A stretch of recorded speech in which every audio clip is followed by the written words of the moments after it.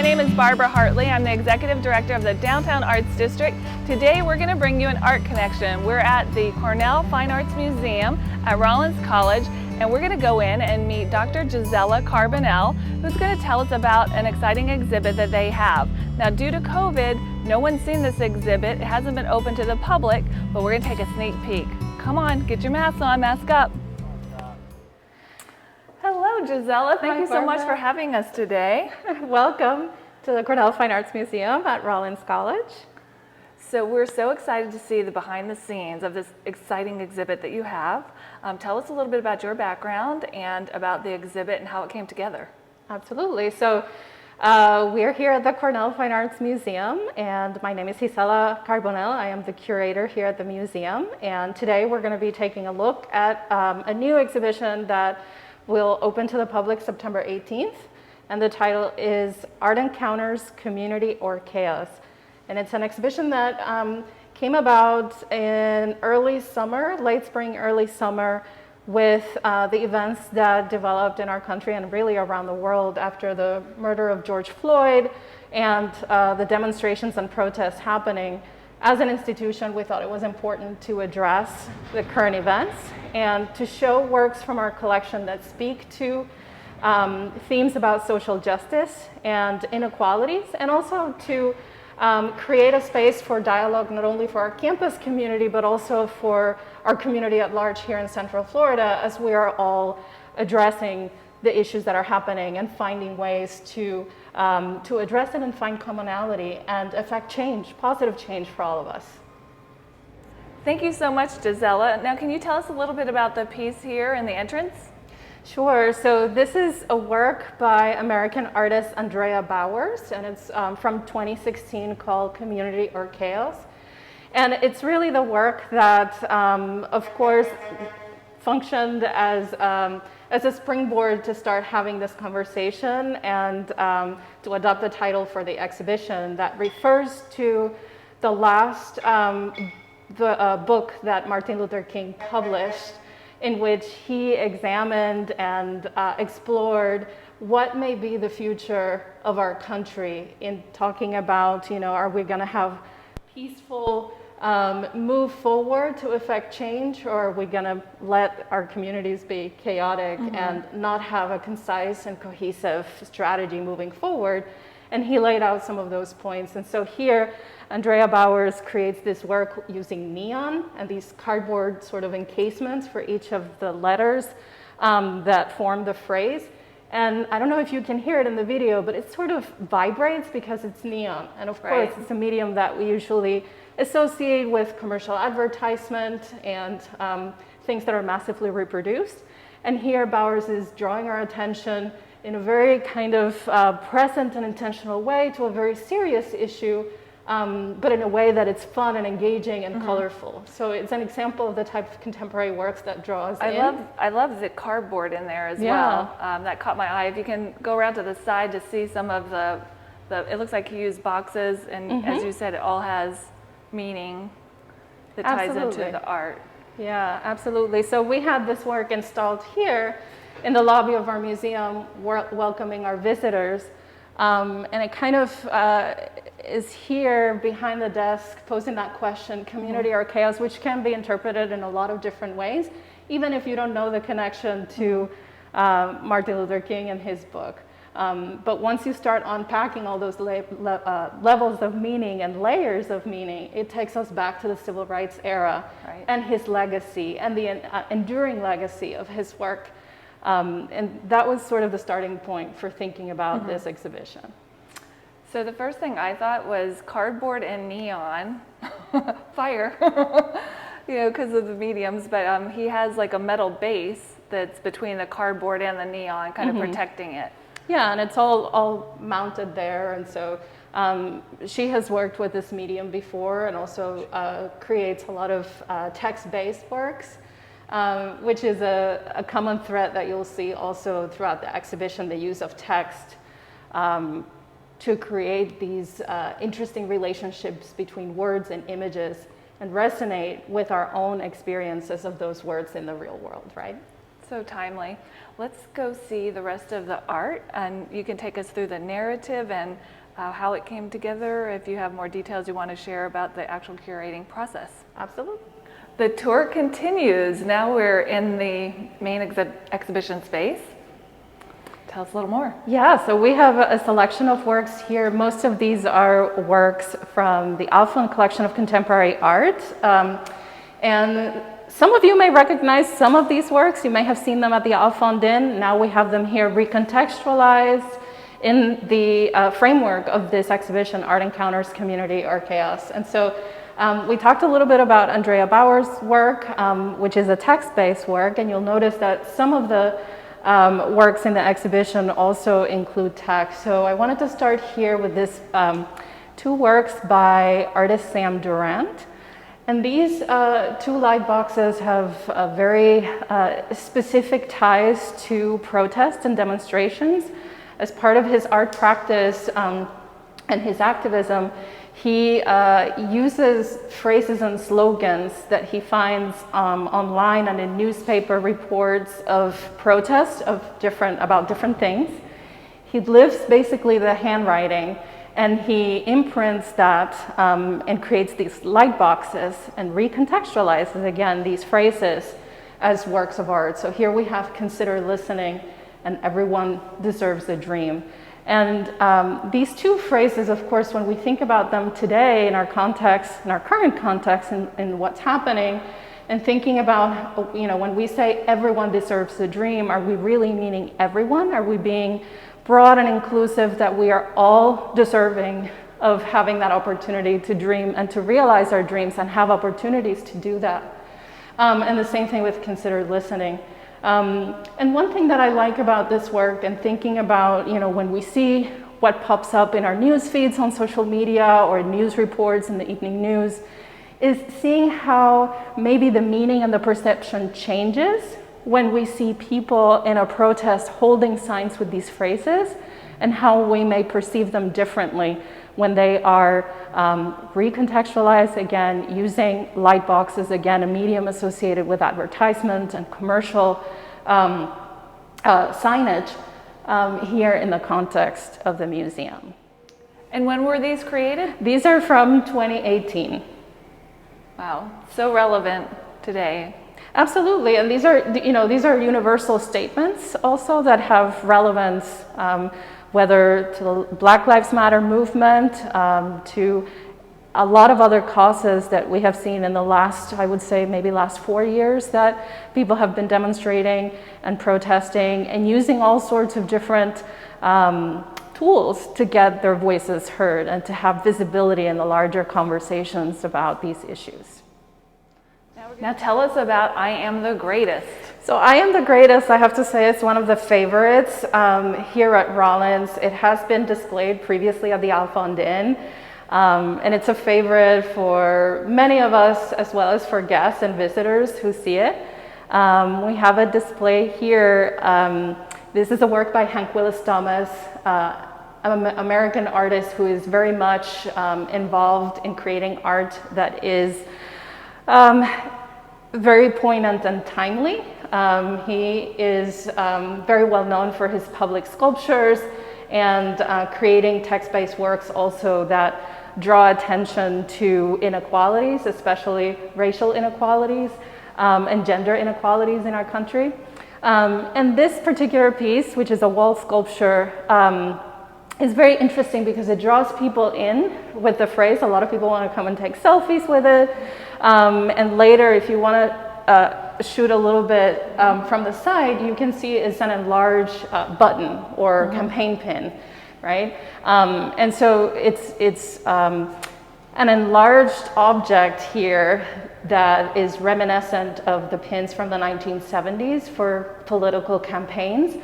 But the phrase here, I am the greatest, is a quote by Muhammad Ali when he, after winning the world championship, becoming the world champion, and then coming back to America and not having the same rights and the same freedoms that other people in the country had. And so this statement, this reaffirmation of him being the greatest, at his sport, at what he did, and using his platform to make that statement in the civil rights era is very timely also today.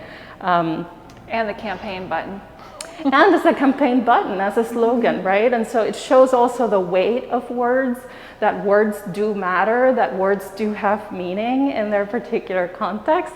And so Hank Willis Thomas here, in a very playful manner, encourages us to engage with these words and engage with these objects, but also think about how these words resonate today, coming from a Black man who was a sports champion and also an advocate for African American people during the civil rights era.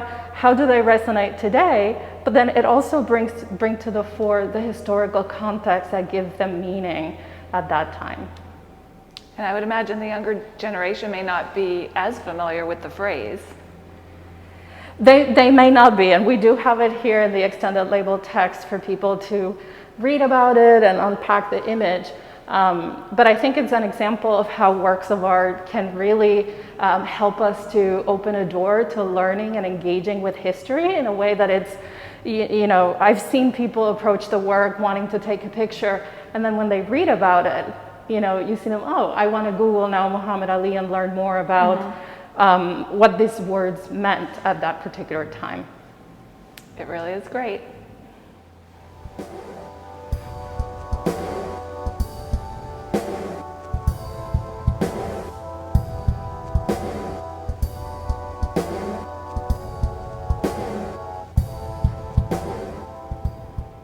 I understand this is a newer acquisition. Yeah, this is a new work that we're showing here for the first time. It was newly acquired for the Alpha Collection of Contemporary Art. This is by German-American artist Kota Ezawa, and it was created in 2019. And it's a work that is perfect for this exhibition because here we have, this one is called National Anthem, Washington Redskins. And it brings to the fore the issue of who gets to speak about certain issues. And recently, you know, in the last couple of years, we have heard how certain people in the media or in social media have been saying, you know, that athletes should not be making political statements or celebrities should not be making political statements.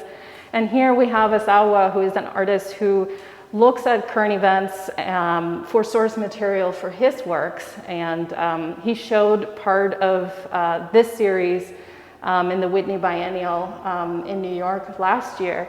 And so here he is showing the players linking arms during the national anthem. And I've been thinking a lot about this work lately when the protests erupted this summer. And some people kept saying, you know, if only the protests were peaceful, then we would listen to the cause. And I kept thinking, well, we have had people like Colin Kaepernick doing that, and there was more controversy about him doing that before a game peacefully than about what he's protesting really about.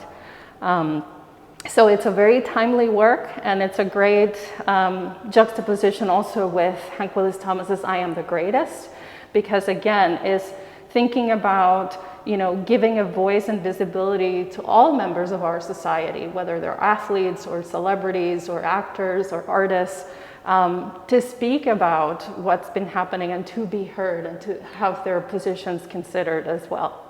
And do you know anything about the flag in there? The black and white flag in the background? Like the American flag? Yeah. I was just curious. Yeah, and it's the only element that doesn't really have color here. So he may be addressing perhaps what does America mean when we think about American? Who gets to be American? Who gets to have a voice in that discourse and in that conversation? And tell us a little bit about the medium. So it's on digital, but was it produced digitally as well? Or yeah, is it... so a lot of the images that Ezawa uses for these works, he sources from the internet, and so he traces a lot of these images. So these are maybe photographs that he had seen from the games, etc. And then you can see in the background the crowd. They're not necessarily portraits of specific people. It's more generalized to focus really on the players in the front. And it's also a light box. So again, we see here these artists being creative with technology and contemporary ways of displaying images and text to draw our attention to what they're saying. Thank you. Now this is one of the bookends of the entire exhibit. So we started with the sign, and now you've got some 3D work here. Tell us about the artist and what's going on here. Okay, so this one is considered one piece. It's called The Protesters 1 through 4, and it's by Mexican artist Pedro Reyes, who is an artist activist and whose artistic practice really focuses on using art and artistic expression to make very clear and powerful statements about controversial issues and issues that are important in our society. So The Protesters was made between 2016 and 2017. And as you can see, the figures are sort of abstracted. They don't have specific facial features. They're not meant to represent specific people. On the contrary, they're meant to represent the collective and the power of the collective to communicate during demonstrations, the power of collectives to come together to make powerful demands and statements for justice. And so here, if you see, some of the figures are holding signs. The signs are left blank. So as viewers, we are encouraged to project our own slogans on those signs. We are encouraged to visualize ourselves marching and demonstrating with them. One of them is holding a bullhorn. And if you notice, it looks like they are female protesters, right? These are made of concrete and steel, except for the bases, which are wood. And they look like they are female protesters. So when you think about 2016, 2017, what was happening in our country, the Women's March in Washington, they were created in that particular context.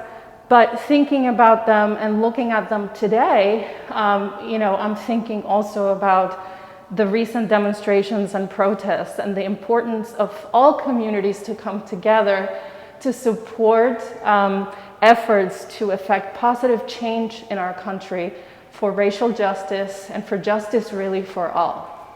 And it looks like there's almost bullet holes in some of them. Some people interpret them that way. I am not sure if that was the intended meaning necessarily, or if it's inherent to the medium perhaps. But you can see that they are placed at different heights. And so I can imagine them, on a street, maybe up on fences or different places out on the street to make their signs more visible. This is a wonderful addition to your collection. It really has a viewer come in and have their own narrative about what's happening and how they relate to the art and the current times. Absolutely, and this is another piece that is part of the Alfond collection of contemporary art. It has been shown at the Alfond Inn before. It was reconfigured differently, but still the four pieces together. And so here, when you come to the museum and you walk into the lobby and you see them at the end of the hallway, it gives you that sense of them perhaps demonstrating or marching down the street for a cause. It's one of my favorite works in the collection because it is so timely and it speaks so much about our values and also, thinking about freedom of speech and freedom of expression and being able to draw attention to important issues. And making a difference. Gisela, thank you so much for this behind-the-scenes tour. We have one more piece in the collection, and I believe your boss and the director of the museum, Ena Heller, is going to tell us a little bit more. Is there anything else that you want to share with the audience? Yes, so first I want to thank you for coming. Before I pass it on to Ena, she's going to close the tour, is to invite everyone to visit our website. So if you go to rollins.edu/cfam, CFAM, you'll be able to find more information about this exhibition. You'll see the images. And I encourage you also to explore our collection and discover other works that address similar issues that are in our permanent collection. And of course, mark your calendar for September 18th to be able to come to our museum. We practice social distancing and we wear masks, so you can come and enjoy the art. So now I'm going to pass it on to Ena Heller, director of the Cornell Fine Arts Museum, and she's going to talk about the last piece in this exhibition. So thank you so much. Thank you. Anna, thank you so much for joining us. It's so great to see you all in person. I know it's been strange times, and thank you for telling us more about this exhibit, and we look forward to coming on the 18th. Oh, I hope all of you will come and come multiple times. This exhibition is going to be up until the end of December.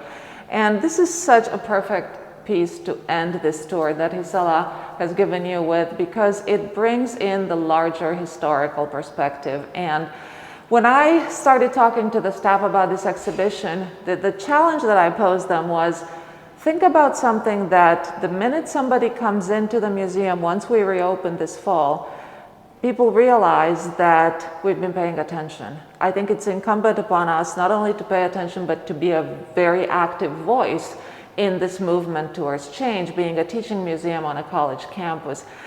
And they just rose to the challenge beautifully with this installation. But the thing that I always look for, that I think is one of the unique things that the Cornell Fine Arts Museum creates in most of our exhibitions and programs, is what we call transhistorical curation.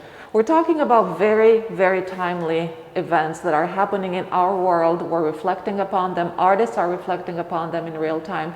And yet there's always a larger context, a larger historical context. And you talked about already the Martin Luther King book and the Muhammad Ali quote, but this amazing work by artist Patrick Martinez, an artist who lives and works in Los Angeles, brings us back even further to World War II and to the Holocaust, because this quote, attributed to the Protestant pastor Martin Niemöller, reads something. There are a number of versions, but the most commonly known version reads, first they came for the socialists, and I did not stand up because I was not a socialist. Then they came for the trade unionists, and I did not speak up because I was not a trade unionist. Then they came for the Jews, and I did not speak up because I wasn't a Jew. And then they came for me, and there was nobody to speak up for me. And so this is the final sentence, and they came from me, and it's this playful neon with this bright colors that talks about, you know, commercialism and the kind of freedom and carelessness, in a way, of our capitalist world, combined with that very deep and sorrowful message that led to the killing of 6 million Jews in the Holocaust and another 4 million. And then that brings us back to the current situation and to all the situations that have happened between then and now. And this idea of the quest for equality, the quest for social justice, ethnic justice, racial justice. And so I think it encapsulates very nicely the entire exhibition. It encapsulates very nicely what we try to do at the Cornell Fine Arts Museum. So I thank you very much for featuring this, and I hope that you will come to see it in person soon. Thank you.